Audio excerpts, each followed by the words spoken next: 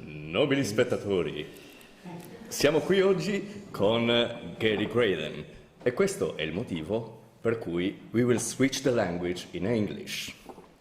So, Grazie mille. Okay, you are well famous here and we have a few questions for you. Okay. You went from the USA to Stockholm to study with Erik Erikson.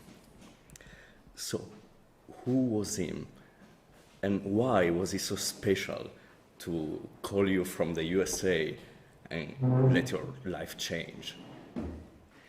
Yeah, it was a great, of course, a great experience. It was a huge change in my life to experience this, come from the States, rather small places and towns, a small school, to come to Stockholm and to experience this culture of singing.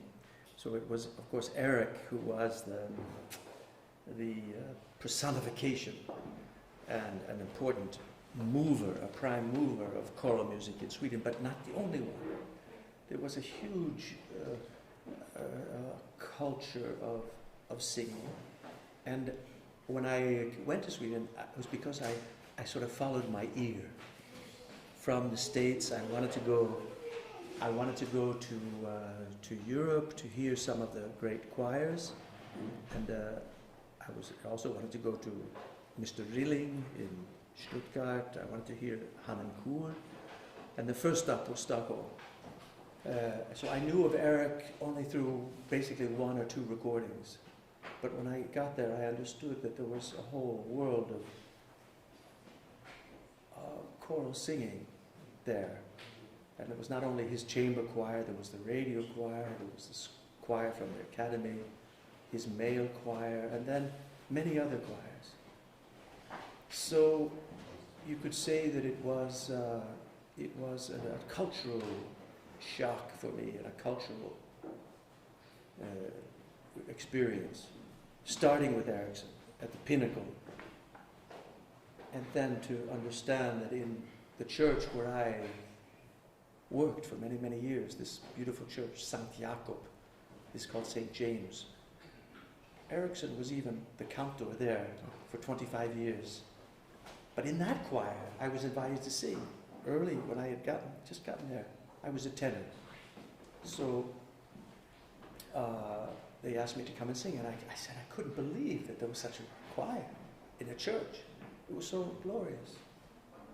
So it was this part of the experience, but also Erik himself was a magnificent person, really. He was a great leader and great, of course, conductor, but there were so many sides to him. His tireless energy, he reminds me of Donati, a little bit, Lorenzo Donati, this type of person who seems to have unending, boundless energy for our art. And Erik was like this. Every day, different choirs, every week, on such a high level. And his curiosity, unbounding curiosity for music, for new music, for the choral experience, whatever way we could use our choral instrument for human expression. And he was a beautiful man, Erikson. He knew people. He knew how to communicate with people, and he could say one sort of little, maybe joke or one word or two words, just turn a word, and people would just lighten up and say, "Ah, yes," and then he could continue. A beautiful pianist, and he played a lot of jazz, so he would play Bach with a beautiful boogie-woogie or something like this, and it was like, "Ah, yes, that's it, it's a dance," so a great musician, a great human being, and a marvelous conductor. It seems that the Erikson description fits to you too. So, and the first thing is that you inherited this place at St. Jacob's. Yes. And how is the life of a Kapellmeister or a cantor there? Yes. In St. Jakob, I was very fortunate to be invited to be an assistant. Early when I came, this is 1982, so that means for me that's 30. I have to think now. Yes, 36 years ago, I arrived, and very early I was invited to be an assistant in the church. I had a boys' choir, a girls' choir, and then finally the youth choir, which became my chamber choir, and it was. I don't know, it was like this huge, great, I saw it as a beautiful, I loved the room, I loved the church, and I was grateful for the opportunity to be there. And in this particular church, I was also very free, to not so bound by the liturgical music, which we had, of course, we did services, but it was a very important church for music. And I was quite free to develop a choir, or the choirs, in many different ways. And there was such a tradition of good choral singing, so I was encouraged to keep going, to just keep working and develop the choirs and sing the beautiful music, and had the opportunities to do the great music, the Passions. The first piece I did very early was Fauré Requiem with orchestra. It was like a dream for me. And then it just continued. So it was, yes. So you are the master of my master. So, when, yeah, the Grand Master. When did you start your links with Italy? How do you came here? Yeah, this is also beautiful. Now it's actually almost 40 years, because in 1989 I was with my choir. At that time we were still the youth choir of St. Jakob, and we came to the competition. We had started competing by that time. Our first competition was 87, and then that was in Tours. 88 was in Debrecen, and 89 it was in Arezzo. And it was an incredible experience to be here. We spent actually several days in Assisi, preparing 4 or 5 days in Assisi. It was so spiritual to be there and singing. We did 2 concerts there. And we were very young, a young choir, a young conductor, but very beautiful repertoire. And we came here, and it was like also it opened up a world for us. We had great success at the competition, and I met several really that became my dear friends. Perhaps the most important person was Domenico Chieri, Mimo, who was smoking his pipe and talking with me, and blah, blah, blah, his low resonating voice, blah, blah, blah, blah. But he was a great enthusiast for contemporary music. He was maybe, and I don't know how to put him in perspective in Italy, but he was passionate for contemporary music, and he wanted to bring contemporary music, European contemporary music, to Italy. And he started his own edition and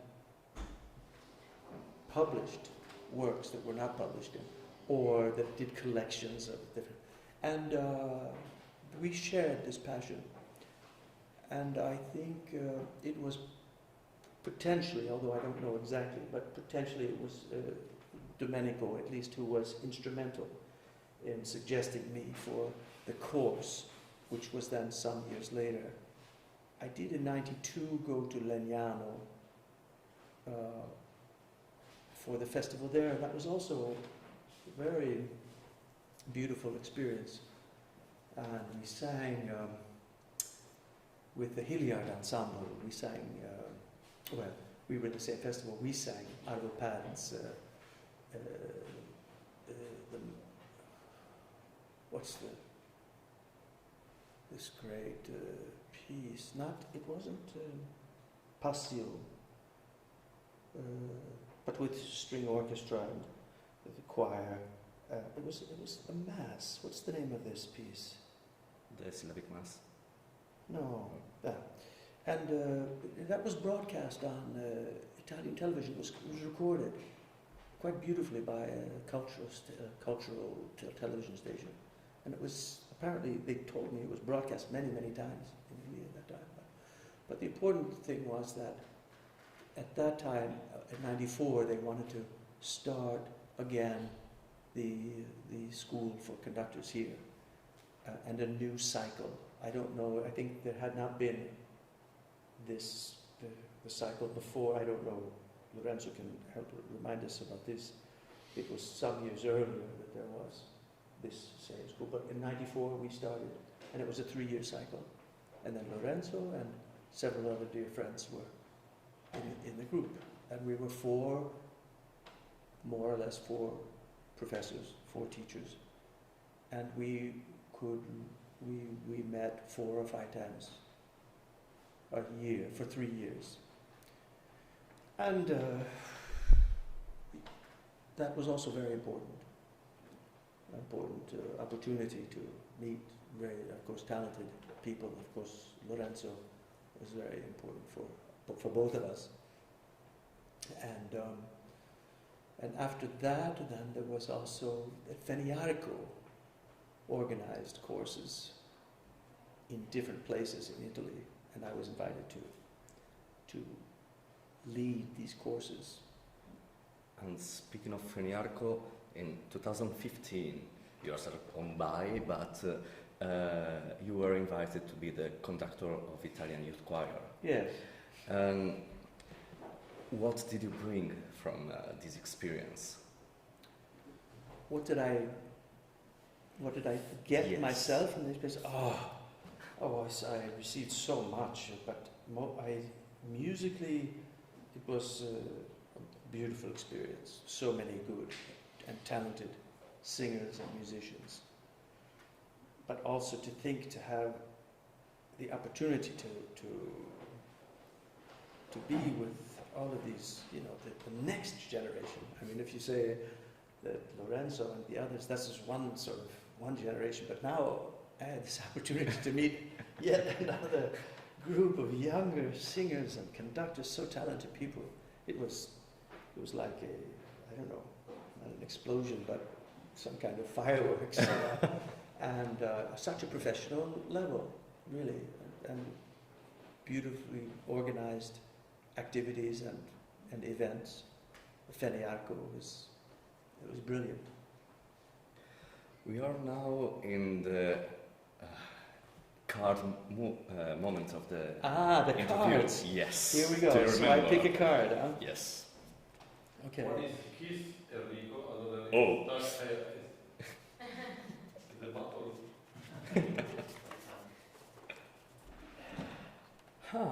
Is the experience that started your career?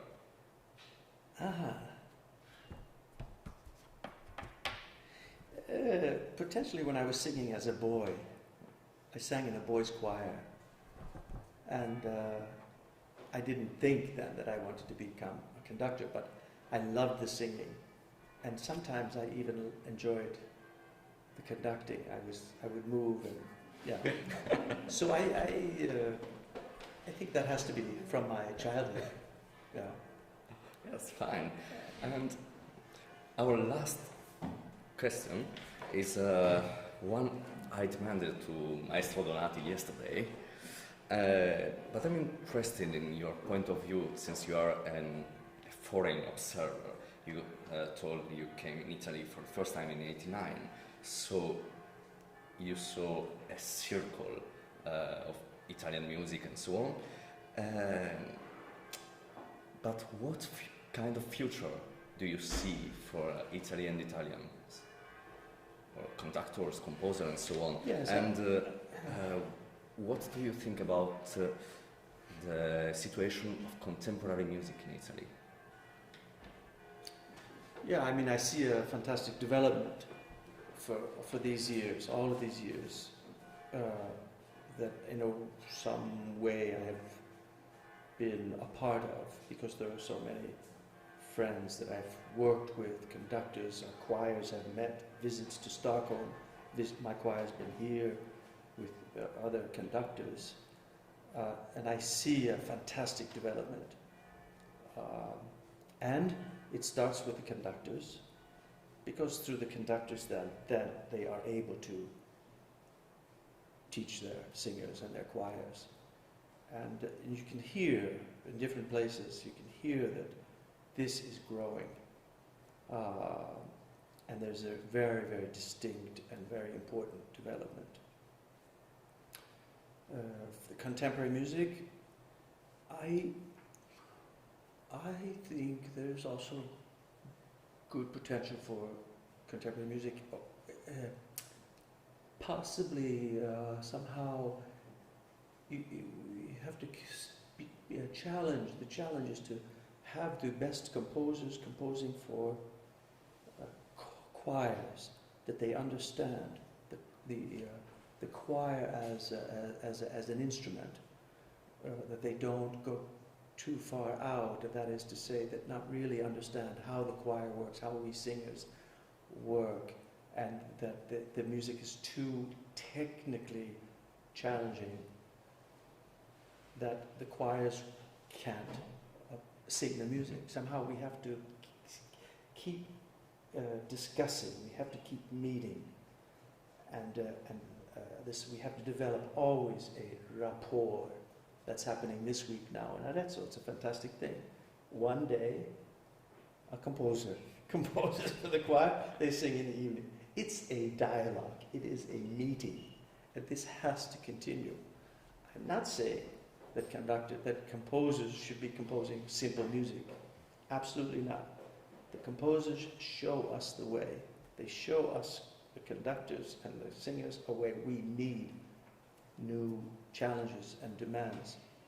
A lot of our music in the world now has gone back to a little bit, maybe, perhaps for my taste, a little bit too much romantic, kind of, I don't know, homophonic, sweet music. And I would like to see that we shake it up a little bit. But I was talking with, I always talk about Lorenzo because we're always sharing ideas, and you'll have to forgive me, Maestro, but one challenge is that we understand that we somehow, for choral music, that we understand it's not only a hobby, it's not only an avocation, that we need, that Italy needs really professional leaders. They need to support the conductors. Okay, the conductors then can gather singers, amateur singers, or hopefully professional choirs. But we have to support here in Arezzo, the first place, and other places in Italy. We have to lift the conductors and say, you're a professional. You are a professional. This maestro, this maestro of the orchestra is professional. We lift him, we pay him. The maestro of the choir is professional. We give them the place. We see that this is an important job, and we pay this person for this very professional attitude. This we have to somehow retake this, or at least to remind people that how we use our resources. It's very vitally important. Otherwise, the people won't continue. Otherwise, the talented people say, "No, I do something else." Yes, the main struggle here in Italy. So, thank you, Gary, for your suggestions. No, listen, Enrico, and I just add this, it's not the main problem in Italy, it's the main problem around the world. My maestro, Eric Erickson, was fighting with this all the time. We as choirs were fighting with this because we somehow were placed in this compartment called amateur, Yeah. So we have to lift ourselves. But so it's not only Italy. That's all. My dear, thank you very much.